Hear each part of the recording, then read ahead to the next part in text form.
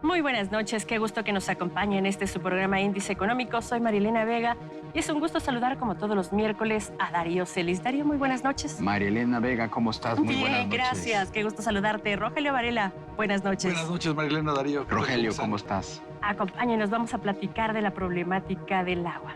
Comenzamos.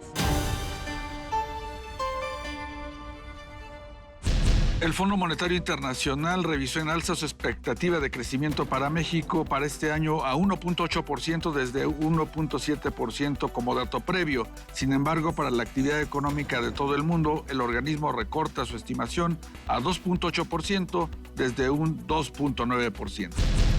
La Oficina de Estadísticas Laborales de Estados Unidos informó que la inflación en este país se ubicó en 5% a tasa anual, un punto por debajo del nivel registrado en el mes de febrero y el noveno mes consecutivo en que se registra desaceleración. Durante el mes de febrero ingresaron a México 5.743.000 visitantes, de los cuales 3 millones fueron turistas internacionales, un aumento anual de 18%. La Asociación Mexicana de la Industria Automotriz dio a conocer que en el primer bimestre del año, la exportación de productos automotrices que incluye vehículos, autopartes y refacciones sumó 26.726 millones de dólares, un incremento interanual de 18.8% y una cifra récord para un periodo similar.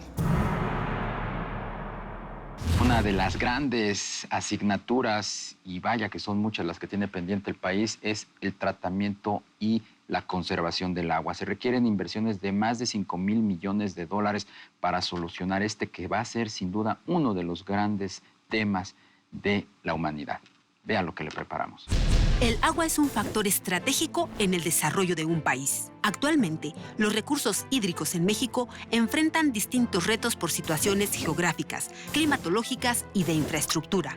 60% del agua potable en México proviene de aguas superficiales, de las que 7 ríos, distribuidos en la zona centro y sur del país, representan 71%, y solo el 29% del agua superficial se ubica en la zona norte.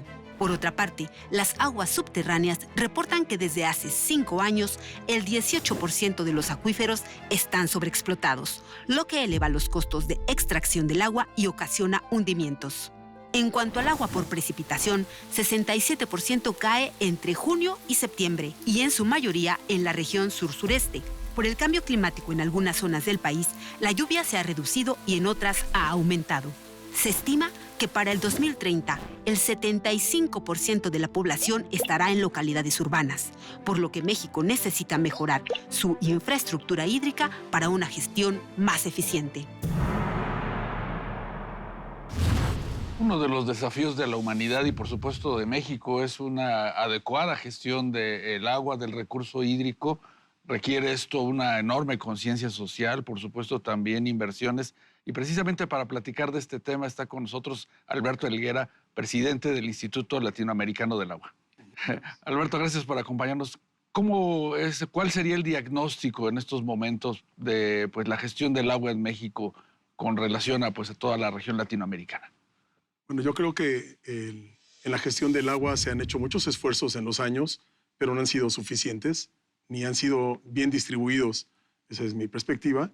Se han hecho, digamos, obras a nivel de infraestructura de nivel federal, algunas estatales en diferentes momentos, pero no ha habido un plan consensuado nacional donde se vea a 20 años, a 30 años, cuál va a ser el tema del agua, entendiendo que hay regiones que están comprometidas hídricamente, donde hay otras regiones que tienen agua de sobra, que se desperdicia, y digamos, para tener todavía un problema mayor, no hay una conciencia en la sociedad, y me refiero en todos los ámbitos, a nivel autoridades, a nivel agricultura, a nivel sociedad en general, a nivel empresas. Hay muchos grupos que sí han hecho muchas iniciativas y ya muy exitosas, pero no ha cundido esa conciencia sobre la importancia del agua para la vida. O sea, se piensa que se puede abrir la llave y no me importa lo que cueste, siempre voy a tener agua. El problema es que eso ya no es cierto, ¿no? Ni aquí ni en muchos lugares. Entonces, yo creo que no se ha hecho lo necesario, primero para sentar a todos a la mesa, hacer un plan integral donde se vea qué tiene que hacer cada componente de esta sociedad. Sí. para solucionarlo, ¿no? Alberto, ¿qué tendría que tener este plan? Hablas de hasta 20 años o 30 años. ¿Qué tendría que haber este plan en México para que verdaderamente se solucione, no solamente de forma mediática, sino de largo plazo, el tema del agua? Yo creo que lo primero que habría que hacer es crear una conciencia de que no es un problema de otro solucionarlo. Todo el mundo está esperando que alguien más lo solucione. Y yo creo que lo que hay que sentar a todos y decir, a ver, ¿qué inversiones Todos en plantas? te refieres a iniciativa privada, Así es, gobierno, y gobierno, comunidades de agricultores, sociedad. sociedad en general, organizaciones no gubernamentales, instituciones educativas, universitarias, donde hay mucho talento, que también lo hay en todas las secciones, ¿no? Pero se tiene que pensar en infraestructura hídrica para plantas potabilizadoras, que pues, hay muchas plantas, pero no han crecido en los años como ha crecido la población. Se pensó, por decir un ejemplo, la ciudad X, se habló de una planta para tratar 20 metros cúbicos por segundo. Y a lo mejor ya se requieren 40. Bueno, pues esa planta sigue trabajando hace 30 años, ¿no? 40 años. Hay que hacer infraestructura para plantas potabilizadoras. También infraestructura para tratar el agua residual. Si yo no la trato, pues la vierten a los cuerpos de agua, se contamina y cuesta más trabajo purificarla para que la población tenga acceso. Entonces, si no se solucionan esos dos temas, cómo tratarla para Claro. uso y cómo tratarla para poderla descargar sin contaminar. Otro de los grandes temas es involucrar a toda la parte forestal, porque sigue habiendo desforestación en todo el país. Todos los días oímos de que hubo un incendio o cortaron árboles para hacer una obra, o de repente pasamos por un lugar que era un bosque precioso, ahora ya hay casas por todos lados con unos cuantos árboles, y se dice, bueno, es que cumplimos, pusimos un parque en el centro. Bueno, eso no es suficiente, ¿no? Primero porque los bosques son zonas de recarga naturales. Si se recarga, hay agua profunda y la puedo sacar con pozos. Si voy agotando esos pozos, pero no creo la fuente de recarga, pues me voy a acabar el agua de las fuentes subterráneas. Y oímos todos los días que están agotados los mantos, que estamos sobreexplotando. ¿Qué significa eso? Es que no estamos recargando. Es como una cuenta bancaria. Si yo no le deposito, pues me voy a sobregirar, o sea, voy a sacar tanto que no va a haber con qué y voy a endeudarme, ¿sí? Entonces tenemos que crear esa parte. La otra es pensar en todo lo que es en la parte industrial. No nada más es cumplir la norma. Yo trato mi agua para descargarla. ¿Qué pasa si aparte de tratarla para descargarla en cumplimiento, pongo más tecnología que existe para recuperarla en mi proceso? Si yo lo hago como empresa y recupero esa agua en lugar de descargarla, que se vaya, aunque esté buena, yo la voy a dar un poco más de tratamiento, la uso en mi proceso y dejo de tomar tanta agua de entrada. Entonces, en lugar de estigmatizar a la industria de que son grandes consumidores de agua, muchas de ellas sí están invirtiendo en tecnología para tratarla y descargarla. No hay problema ahí, pero si yo aparte la trato para reusarla, dejo de usar agua que le puede servir a la población, a la agricultura, no agotar los mantos freáticos, por ejemplo, ¿no? En la parte educativa, si yo no, desde las primarias no empiezo a educar a los niños a ahorrar agua, ¿no? Porque están acostumbrados a llegar y abrir la llave y lavarse los dientes mientras corre el agua todo el tiempo y luego se ponen a ver el celular y sigue el agua corriendo. Y me meto a bañar media hora. O sea, muchos temas desde la niñez, la juventud, se ha eliminado esa parte en la educación, siento yo. No está todo el tiempo el continuo estar tocando el tema del agua para crear una conciencia cuando crece uno, ¿no? Oye, Alberto, ¿cuánto de todos estos cuestionamientos y todo esto que no hemos hecho como mexicanos y como sociedad contempla esta nueva ley federal de aguas nacionales que se está discutiendo en el Congreso?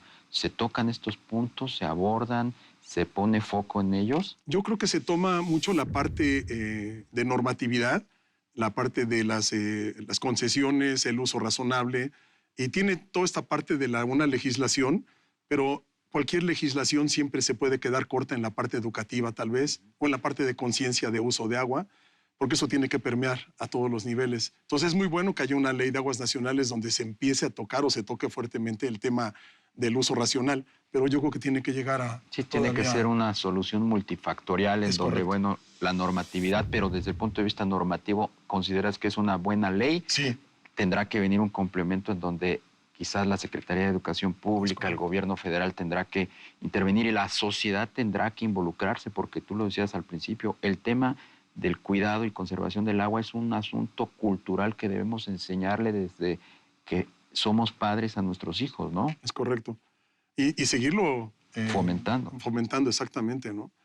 O sea, mientras eso no cambie, pues podrá haber infraestructura, pero si sigo abriendo la llave... Hay un nomás un número como ingeniero. Digo. Sí, no, adelante. Se comentó en la junta que hubo de Cabildo aquí en la Ciudad de México que se ha reducido el abasto del Cutzamala, que es uno de los suministros, digamos, que tiene la ciudad, Sí. a 8 metros cúbicos por segundo. Y bueno, es muy difícil para muchas personas imaginarse que son 8 metros cúbicos por segundo. Un cálculo que hice es, imaginemos la cancha del Estadio Azteca de fútbol por 85 metros de alto. Ese tanque es lo que diario llega a la ciudad.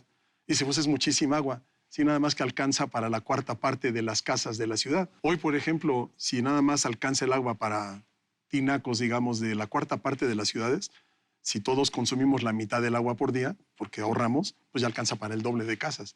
Pero hay otro problema que también se tocó ayer muy fuerte, las fugas. O sea, la infraestructura de distribución, no nada más en la Ciudad de México, que es una Está muy ciudad vieja, sísmica, con un lago antes, que se rompen y se fracturan, no nada más es que no alcance, es que se pierde el 40% aproximadamente en fugas. Pero esto es problemática nacional, ¿no, Alberto? Todo el norte de la ciudad también está en problemada, ¿no? Sí. Tenemos problemas, o sea, no solo es Monterrey, no solo es algunos estados, es todo el norte, ¿no? Es que, digamos, de Guanajuato para arriba, San Luis Potosí, hay una escasez de agua, es una árida, ¿sí? Y habría que hacer, primero, pues ver cómo fomentar el que haya bosques. O sea, darle mucho más fortaleza a la CONAFOR, por ejemplo, y decir, a ver, encárgate, aquí hay presupuesto y a crear conciencia de sembrar árboles, ¿no? Porque esos son zonas de recarga. Claro. Si todo el norte de la República hay una escasez de agua tremenda, los costos que pagamos aquí por un metro cúbico se multiplican por 10 o 15 en el norte. Hablaban de Monterrey. En Monterrey la gente hace muchos años que hemos tenido oportunidad de trabajar con empresas en Monterrey, están muy, muy conscientes desde hace muchos años del problema del agua y son muy ahorrativos, ¿no? O sea, sí hay una conciencia, sin embargo, no hay suficiente agua de todas maneras, ¿no? Y se tienen que hacer, pues, otro tipo de infraestructuras, pero estamos hablando de Sonora, estamos hablando de Baja California, que depende mucho del agua del río Colorado, o sea... ¿Y se tiene, Alberto, una idea de cuánto tendría que invertir México para una gestión mejor del agua? Bueno, hace varios años se hablaba de por lo menos 5,000 millones de dólares al año en infraestructura hídrica a nivel gubernamental. Pero 5,000 millones de dólares a los costos de hace varios años, tal vez pueden ser 7, 8,000 millones de dólares. ¿Puede haber ese dinero en el presupuesto? Pues yo creo que sí puede haber si se redirecciona el presupuesto en áreas prioritarias, ¿no? Como hay otras áreas que son prioritarias, ¿no? Sí.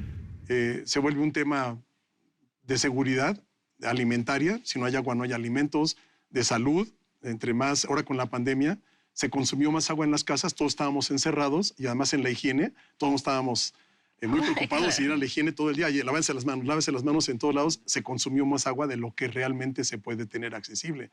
Entonces se vuelve un tema, sí, prioritario, ¿no?